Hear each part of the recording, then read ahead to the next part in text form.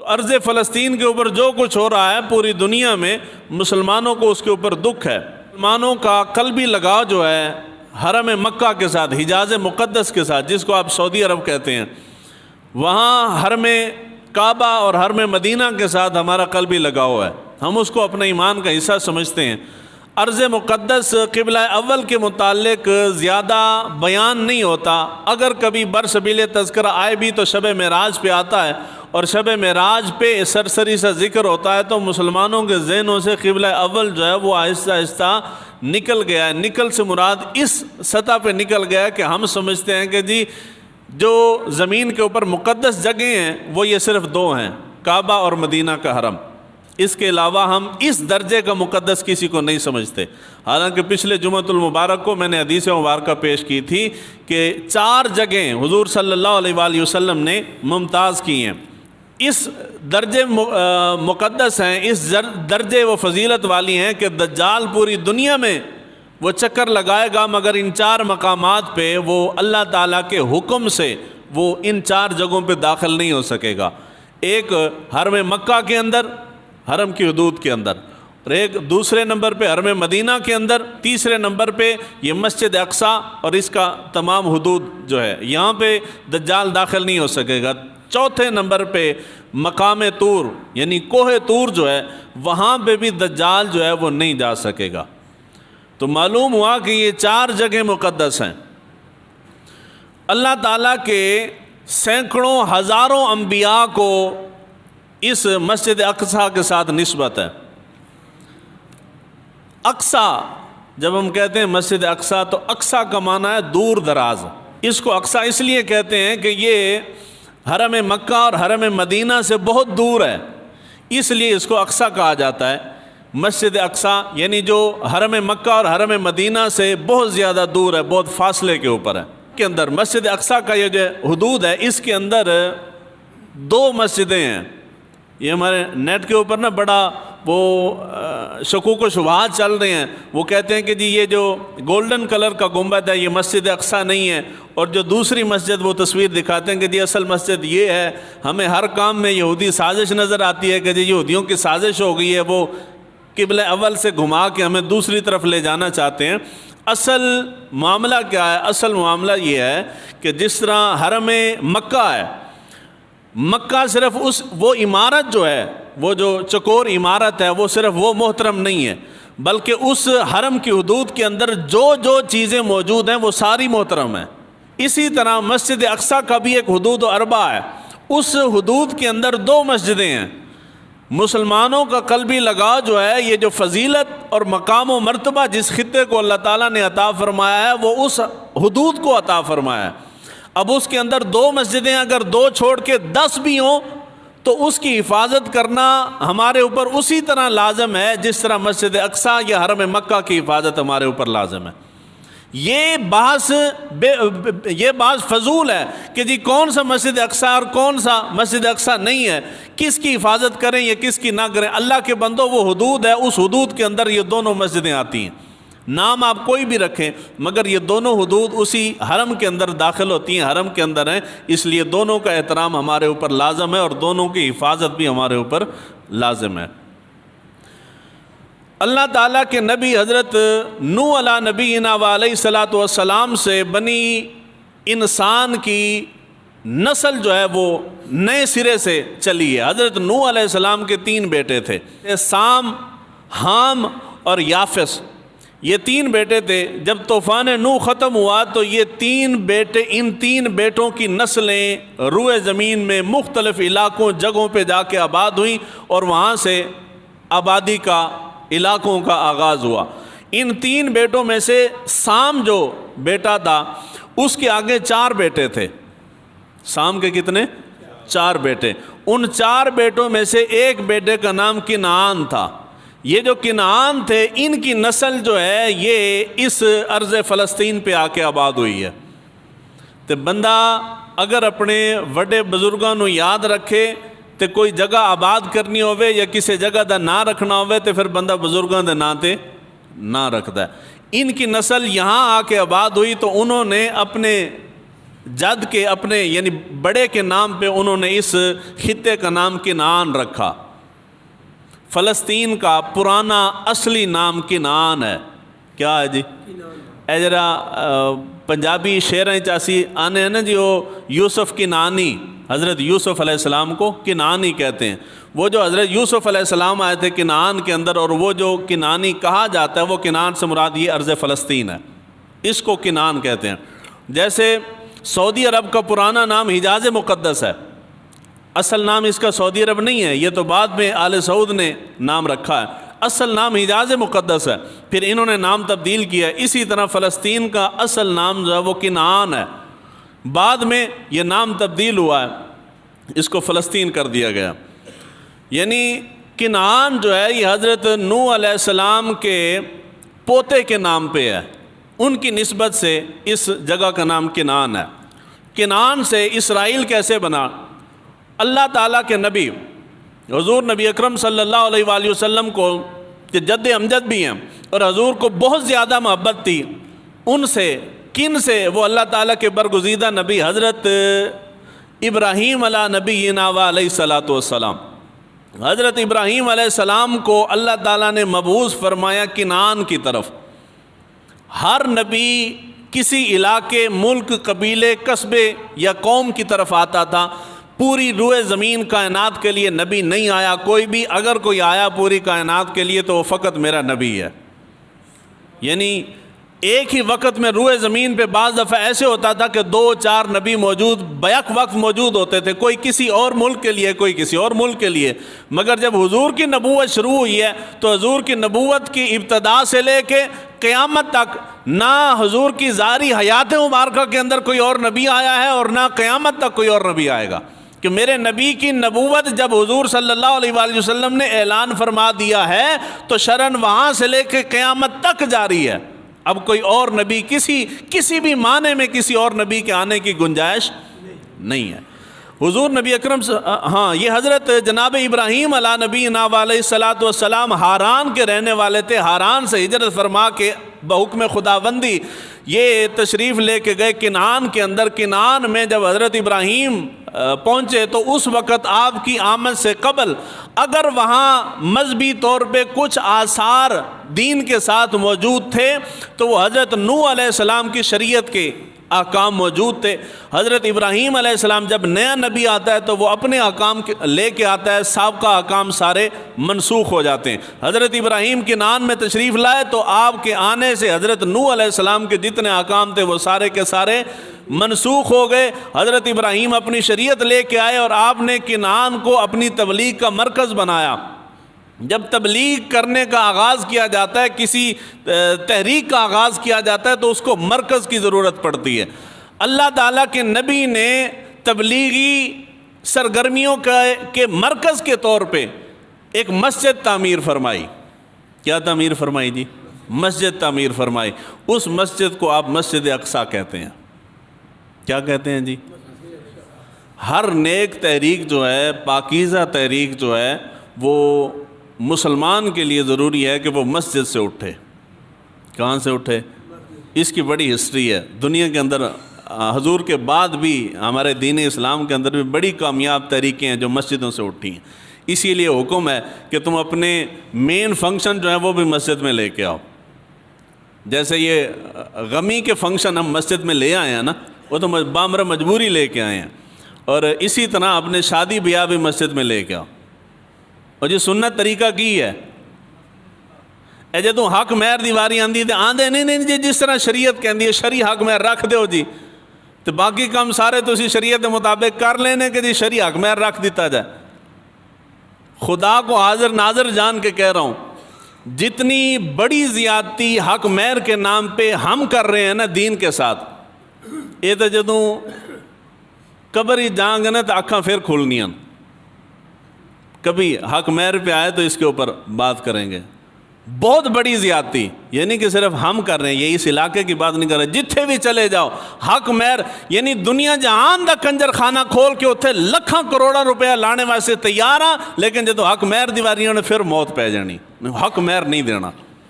کیوں نہیں دینا بھائی؟ اگر اس بیٹی کو تم اپنی بیٹی حقیقت میں سمجھ رہے ہو کہ جی میری بیٹی ہے، تو پھر حق مہر دینے میں کیا تکلیف ہے؟ آ تو اپنے گھر ہی رہا ہے نا جی۔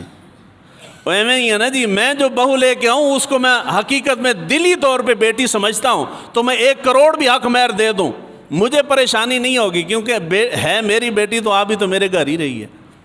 اور اس حق مہر کی بڑی فضیلت بھی ہے۔ وہ جب کبھی آیا تو اللہ کے نبی یہاں مسجد اقصیٰ کے اندر تشریف لے کے آئے۔ مسجد اقصیٰ حضرت ابراہیم علیہ نبینا علیہ الصلاۃ والسلام نے بنائی، یہ تبلیغ کا مرکز بنا۔ اسی کنعان کے اندر حضرت اسحاق اور حضرت یعقوب علیہ نبینا علیہ الصلاۃ والسلام نے حضرت ابراہیم کے بعد انہوں نے اپنا مرکز اسی جگہ کو، کنعان کو بنایا، اور اسی مسجد کے اندر انہوں نے اپنا مرکز رکھا، یہیں سے لوگوں کو دین کی طرف بلاتے رہے۔ آپ کے دوسرے بیٹے حضرت اسماعیل علیہ نبینا علیہ الصلاۃ والسلام، انہوں نے اپنا مرکز حجاز مقدس کو بنایا، یعنی مکہ شریف کو، یہاں پہ وہ تشریف لائے۔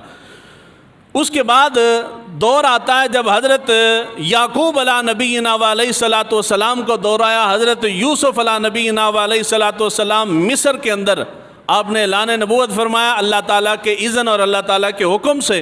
تو یہ طویل واقعہ آپ نے 12 سنا ہے۔ حضرت یعقوب علیہ نبینا علیہ الصلاۃ والسلام کے تمام بیٹے ہجرت کر کے، اور آپ بھی کنعان مصر تشریف لے آئے۔ کہاں تشریف لے آئے جی؟ مصر تشریف لائے۔ جب مصر تشریف لائے تو یہاں سے حضرت یعقوب کی اولاد سے آغاز ہوتا ہے بنی اسرائیل کا۔ بنی اسرائیل کیوں کہا جاتا ہے؟ اسرائیل، زیادہ روایات یہ ہیں کہ اسرائیل جو ہے، یہ نام لفظ اسرائیل جو ہے، یہ حضرت یعقوب علیہ السلام کا لقب تھا۔ کیا تھا جی؟ میں بدنال بولو پھر اگر تھونوں بڑا اہم مسئلہ سمجھانا، جو سمجھ نہ آیا تو پھر تو بات جا کے گلاں کرنے جی مولوی صاحب ہیں جا کے اور بڑی خاص گل ہے سمجھنے والی۔ اسرائیل کس کا لقب ہے؟ حضرت یعقوب۔ جی میرے تو یقین نہ آوے تو کسی اور کو بھی پوچھ سکتے ہو۔ اور بعض نے لکھا ہے کہ حضرت یعقوب کا نام ہے، حضرت یعقوب کا نام ہے، نام ہو یا لقب ہو کوئی فرق نہیں۔ اب آتے اس کا معنی۔ اس کا معنی جو ہے اسرائیل کا معنی ہے اللہ کا بندہ، جس طرح ہم کہتے ہیں عبداللہ۔ عبداللہ کا معنی اللہ کا بندہ، اور اسرائیل کا معنی بھی کیا ہے؟ یعنی آپ کہہ سکتے ہیں کہ جی اسرائیل کا معنی عبداللہ ہے، یعنی یہ نام جو ہے یہ پاکیزہ نام ہے۔ جو بات سمجھا رہا ہوں، نام کیا ہے؟ پاکیزہ نام ہے۔ معنی کے لحاظ سے بھی پاکیزہ ہے اور نسبت کے لحاظ سے بھی پاکیزہ ہے کہ اللہ کے نبی کا نام ہے۔ نسبت نہ بھی ہو مگر نام اسلام کے اندر تبدیل کرنا یا بگاڑنا، چاہے دشمن کا ہی نام کیوں نہ ہو، اس حضور نے بڑی سختی سے منع کیا۔ کسی کا نام وہ بولو تو صحیح نا جی، کسی دا بھی نام نہیں بگاڑنا چاہیے، اور چاہے جائے کہ وہ نام کسی نبی کا ہو تو پھر تو اور زیادہ ادب اور احترام اس کے اوپر لازم ہے۔ ہم جب کہتے ہیں نا کہ اسرائیل مرد آباد کیا نیا، جنہوں نے پہلی گال سمجھی ہو اگے بھی سمجھ گئے ہوں گے میں کی آکھوں۔ اسرائیل جب آپ کہتے ہیں اسرائیل مرد آباد تے آگے پھر پنجابی اسی جدوں تک گال نہ دئیے ساڈی گل پوری نہیں ہوندی، پھر کوئی گالاں بھی کٹ دیں جو زبان ہی چواندہ کٹ دیں۔ ہماری مراد یہ ملک ہوتا ہے، یہ جو خطہ ہے، اس خطے کو، اس کے رہنے والوں کو ہم گالیاں دیتے ہیں، مگر حقیقت میں نام جو ہے وہ اللہ کے نبی کا ہے، اللہ کے نبی کا ہے۔ تو اللہ کے نبی کا نام ہے تو احترام لازم ہے۔ تو جب اس کو مرد آباد کہنا ہو تو پھر اسرائیل مرد آباد یہ لفظ درست نہیں ہے۔ اسرائیل مرد آباد جی درست نہیں۔ ان کو آپ ایٹم بم ان کے اوپر چلا کے ان کو بسم بھی کر دیں تو ٹھیک ہے، مگر اس نام کا احترام لازم ہے کہ آپ نے اگر ان کو مرد آباد کہنا ہے تو بنی اسرائیل مرد آباد کہہ دیں۔ کی آنکھو بنی اسرائیل سے مراد یہ ہے کہ وہ وہاں رہنے والی ظالم جابر جو قوم ہے وہ مرد آباد۔ تو جب آپ اسرائیل کہتے ہیں تو اسرائیل اللہ کے نبی کا نام ہے، تو احترام لازم ہے۔ اب اسرائیل کا پرچم بناتے ہیں، احتجاج کر رہے ہیں، اچھی بات ہے، آپ بنائیں۔ اب سڑکوں کے اوپر پرچم لگا دیتے ہیں، اس کے اوپر اسرائیل لکھا ہوا ہے، انگلش میں لکھا ہو یا اردو میں لکھا ہو کوئی فرق نہیں ہے، مگر نام احترام والا ہے۔ اگر آپ پرچم بنانا چاہتے ہیں اسرائیل کا احتجاج کے طور پہ، سڑک کے اوپر نیچے زمین کے اوپر پرچم لاکھ مرتبہ بنائیں مگر اس کے اوپر اسرائیل لکھیں نہیں، کیونکہ نام کا وہ اتنے پریشان ہو کے بیٹھو یار تو میں اتنی تسلی نال سمجھایا، کوئی نویں گل سمجھائی؟ اتنی باریکی سے کوئی نہیں سمجھاتا، اتنے پیار سے سمجھا رہا ہوں، سارا معنی مفہوم آپ کو سمجھا کے پھر کہہ رہا ہوں کہ نام اللہ کے نبی کا ہے تو اس نبی کے نام کا احترام ضروری ہے، اس لیے یہ احترام کرنا ہے۔ حضور نبی اکرم صلی اللہ علیہ وآلہ وسلم یہ یعنی کنعان سے اسرائیل ہو گیا حضرت یعقوب علیہ السلام کے نام کی نسبت کی وجہ سے۔ یہ مسجد اقصیٰ کی فتح کا دور، مسجد اقصیٰ کے اوپر کل ملا کے تقریباً 761 سال تک مسلمانوں کی حکومت رہی ہے، یعنی مسلمانوں کے زیر انتظام رہا ہے۔ قبلہ اول کو سب سے پہلے حضرت فاروق اعظم رضی اللہ تعالیٰ عنہ کے دور کے اندر یہ فتح ہوا ہے، 2 وقفوں کے ساتھ۔ یہ قبلہ جو ہے یہ تقریباً 400 ساڑھے 400 سال تک مسلمانوں کے پاس رہا ہے، 2 وقفے۔ ان میں سے پہلا وقفہ 1099 سے لے کے 1118 عیسوی تک، اس وقفے کو چھوڑ دیں۔ دوسرا وقفہ آتا ہے 1229 سے 1239 تک، یہ تقریباً 10 سال کا، یہ بھی عرصہ چھوڑ دیں۔ ان 2 وقفوں کو چھوڑ کے قبلہ اول کے اوپر حضرت فاروق اعظم رضی اللہ تعالیٰ عنہ کے دور مبارک سے لے کے خلافت عثمانیہ کے زوال پذیر ہونے تک حکومت جو ہے وہ مسلمانوں کی رہی ہے، تقریباً 761 سال کے لگ بھگ قریب اتنی بنتی ہے، اتنا عرصہ مسلمانوں کے پاس رہا ہے۔ اور یہ جو 1239 ہے، جرمن بادشاہ نے اس کے اوپر مسجد اقصیٰ کے اوپر حملہ کر کے اس کے اوپر قبضہ کر لیا تھا، تقریباً 9.5 سال جو ہے وہ ان کے قبضے میں، عیسائیوں کے قبضے میں رہا۔ اس کے بعد پھر مسلمانوں نے فتح کر لیا۔ مسلمانوں میں کس نے فتح کیا؟ وہ صلاح الدین ایوبی نے کیا۔ کس نے کیا جی؟ 583 ہجری کے اندر صلاح الدین ایوبی رحمت اللہ تعالیٰ علیہ، اللہ تعالیٰ ان کی مرکت پہ کروڑوں رحمتیں اور برکتیں نازل فرمائے۔ ان کے صدقے ہمیں بھی اور مسلمانوں کے حکمرانوں کو بھی غیرت اور حمیت عطا فرمائے۔ صلاح الدین ایوبی انہوں نے مسجد اقصیٰ کو فتح کیا، یعنی مسجد اقصیٰ اور پورا فلسطین کو انہوں نے فتح کیا۔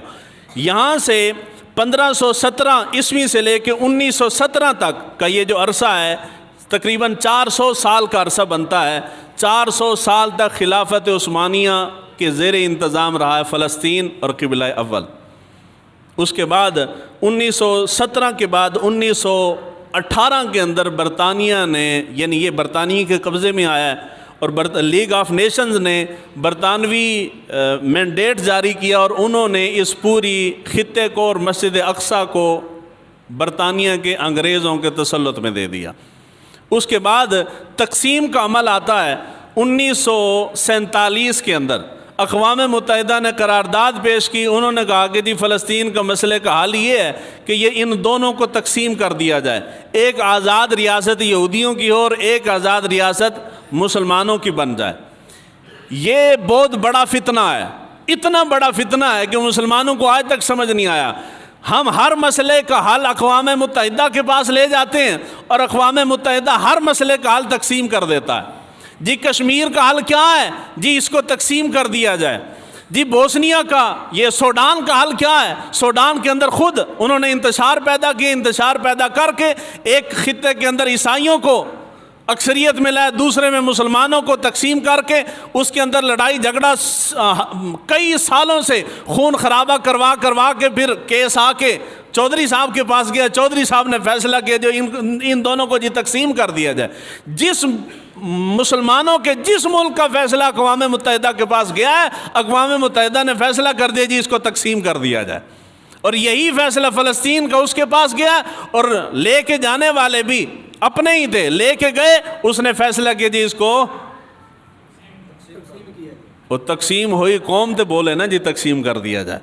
جی ہم تقسیم ہوئے پڑے ہیں نا جی، اتنے تقسیمیں، تقسیم خود پریشان ہو جاتی ہے کہ یہ کتنی تقسیم ہو گئی ہے۔ پاکستان اتنی تقسیم شدہ قوم ہے، تو اقوام متحدہ کی یہ شرارت ہے۔ پاکستان سمیت دنیا کے جس بھی خطے میں چلے جائیں، جہاں جہاں لڑائیاں چل رہی ہیں، فتنہ فساد چل رہا ہے، خون بہہ رہا ہے، اگر پیچھے جا کے آپ کھرا اٹھاتے ہیں، سرا جا کے ڈھونڈتے ہیں، تو اسی قوم کا سرا ملتا ہے کہ جو اس دور کے اندر امن کی سب سے بڑی داعی ہے۔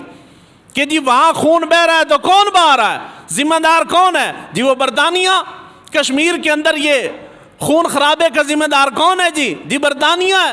کسی بھی خطے کے اندر اگر مسلمانوں کا خون بہہ رہا ہے تو پیچھے آ کے ہاتھ انہی کا نکلتا ہے، اور وہ اتنے کامیاب ہیں، اتنا خون بہا کے بھی امن کے سب سے بڑے دائی بھی وہی ہیں۔ تو مسلمانوں کی بقا یہ ہے کہ وہ دوسروں اغیار کے پیچھے بھاگنے سے پہلے اپنی چارپائی کے نیچے ڈنگورا پھیرے، ڈانگ پھیرے، کہ اللہ تعالیٰ نے قرآن مجید کے اندر واضح فرما دیا کہ یہود و نصارہ کو دوست نہ بناؤ، یہود و نصارہ کبھی تمہارے دوست نہیں بن سکتے، وہ آپس میں ایک دوسرے کے دوست ہیں، اور وہ راستے سے بھٹکے ہوئے ہیں، وہ تمہیں کبھی ہدایت نہیں دے سکتے۔ جو خود راہ سے بھٹکا ہوا ہے وہ کسی کو ہدایت بھی نہیں دے سکتا۔ اللہ تعالیٰ سے دعا ہے اللہ تعالیٰ ہمیں دین کو سمجھنے کی توفیق عطا فرمائے۔